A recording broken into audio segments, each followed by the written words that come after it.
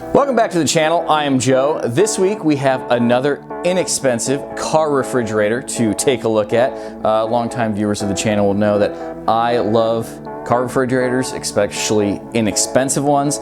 We've done several reviews over several units. This week's is brought to us by Setpower. We have a 45-liter unit here in front of me. It's a little bit different in some regards to the refrigerators we've looked at and used in the past. So let's go ahead and take a look. Yes, that's right. This is from a company called Setpower. It's a 45 liter, about 47 quarts. Some companies go liters, some go quarts. But basically, this is your quote-unquote average size car refrigerator. It's your basic size Yeti or Arctic cooler. It's that 44, 45 quart liter size there. As far as the exterior size, it's the same as any of these other refrigerators. Again, it's 12 volt when you order it. Of course, you'll get a box with all of your cords so that you can run it in your car via a cigarette lighter adapter, or you can plug it into your house with another adapter that it comes with. Before we go any further, let me just say real quick, if you're new to the car refrigerator game, don't be scared by having to run the refrigerator. I have several videos in my back catalog about what it takes to run one of these. If you want to do some custom wiring, if you want to change your battery. Long story short, if you have anywhere in your car that you can plug a cigarette lighter adapter into, you can run one of these refrigerators. Now, can you run it for an extended period of time when the car is turned off? Maybe, maybe not. But if you just are looking to get rid of your cooler with ice packs and, actual physical frozen water ice, and you want to go to a refrigerator because you're going to get in your car in your morning, you're going to drive 10 hours to your destination, stop, and that's all you need this for, you're perfectly set up. Your stock factory battery, the plugs and everything will run one of these. And if you do want to run one an extended amount of time, off-grid, if you want to call it that, it really is not that difficult.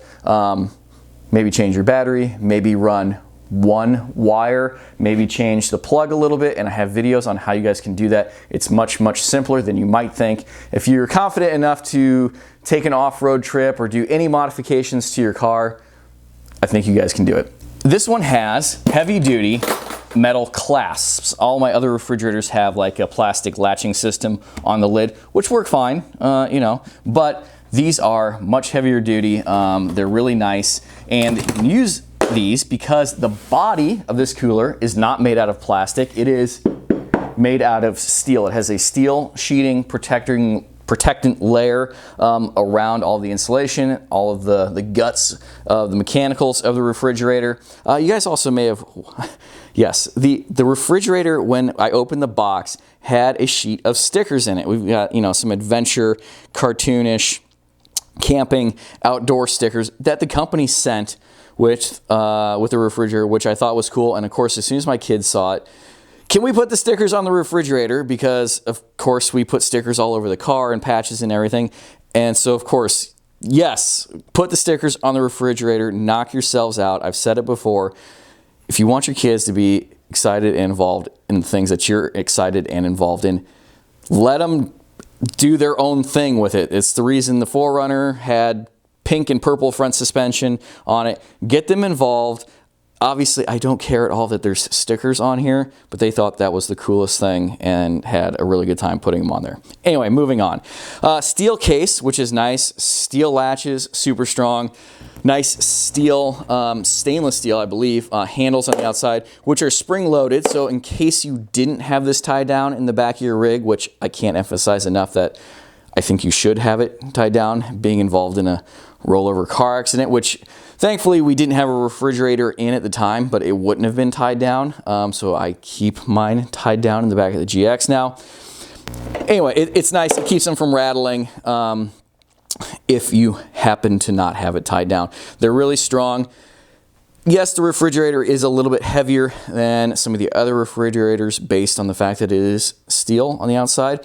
But, strength comes with a price, and vice versa. So it's a really nice pretty heavy duty unit. I've been running this refrigerator in the house a couple weeks, as I do with all of them, just to, you know, to see how they run, to see how noisy they are, you know, temperature fluctuations, stuff like that, because if you can't tell, it's about 10 degrees here in Iowa, and don't have much need for a car refrigerator at the time, but we do use it in the house, and that's where I've been testing it. Now, we don't have to have the latches latched all the time, because it's got a nice foam rubber gasket on the top that still seals the lid without having to have the latches. It doesn't need to be cinched tight to be sealed. It is still sealed, you know, sitting in my dining room perfectly fine. Now, the control panel is on the side. I like that it's on the side. I like that it's mounted down below. A lot of times they're mounted up towards the top where the sun can reflect off of them. They get really hot. If you have your refrigerator set up on a platform, it's easier to get to the panel. I just like the panel here on the side towards the bottom. It has physical buttons, not just a touch screen. We've got buttons for your temperature, a button to set the min and max for the compressor, your on off, and of course we have the high, medium, low settings, which is the give and take for killing your battery versus running the refrigerator on either end. I keep mine, all of my refrigerators, in the mid setting. That seems to be, you know, works as a sweet spot for what we do with the battery and wiring setup that I have, where I've run a refrigerator in my car without starting the car for close to 20 hours, and the refrigerator still going strong and still being able to start the battery. All right, if we go ahead and open the refrigerator, we can take a look. Pretty standard. We have a nice LED light on the side, couple baskets in there. Of course, you can see we can fit it, 2 liter in there, milk. Bottle of wine fits in there with plenty of space. These are taller than average pop cans, and they fit up here. I have a refrigerator that actually has a physical divider built in. The idea is that, like, you can put produce or something up here that you wouldn't want to get frozen. I usually keep these refrigerators at 32 degrees, and of course it fluctuates, back and forth. I've never really had a problem with anything freezing unless it's been in the bottom for an excessive period of time. So it's nice, but the fact that these have 2 baskets and no divider, another thing that I've found, first world problem, but whatever. If we keep this in the back of our vehicle during the summertime, you go through the grocery pickup, and of course you end up having more errands to run. You have, frozen stuff that you want to put in here when it's 100 degrees outside. With no physical divider in here, you can pull these baskets out and you have a lot more freedom, space to put, odd shaped items in here. And you can have, everything doesn't have to be perfectly placed in order to take advantage of the space. That seems like a kind of a, whatever point, but it has come up a couple times in one of the other refrigerators that I've had. That divider in there can be a pain, and it's just something I like that it's open. There's 2 baskets, makes best use of the space under both realities. Well, that pretty much wraps things up. How about we throw a couple clips in real quick of the refrigerator sitting in the back of the GX. Just a little size comparison. You can see how much footprint, how much space it takes up in the back of an SUV. And how about one in my 3rd gen 4Runner. The 4Runner trunk space is a little bit smaller. So you got a couple comparisons there, a couple ideas on how much space one of these is going to take up in the back of your rig.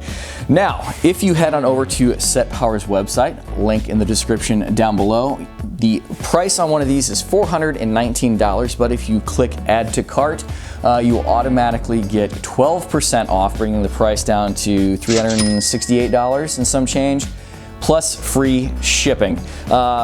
What I would say is a pretty darn good price for what appears to be a really good car refrigerator. I cannot wait for it to warm up here in Iowa so that we can head out on some more road trips, head out camping, and really get some more usage out of this thing, and then of course bring the results back to you guys. You can also follow me on social media down below, Instagram and Facebook. There will be posts about this in the spring and summer, and a lot of other things I post on there much more frequently than once a week. If you're new to the channel, we post a video pretty much every Sunday. Subscribe to the channel if you would, I'd appreciate that. Give the video a thumbs up. And of course, check out the other links for the things that I mentioned earlier as far as running a refrigerator, what modifications you may want to do. They'll either be down below or maybe up here in the video somewhere. Until the next video drops, thank you for watching. Take care. Goodbye.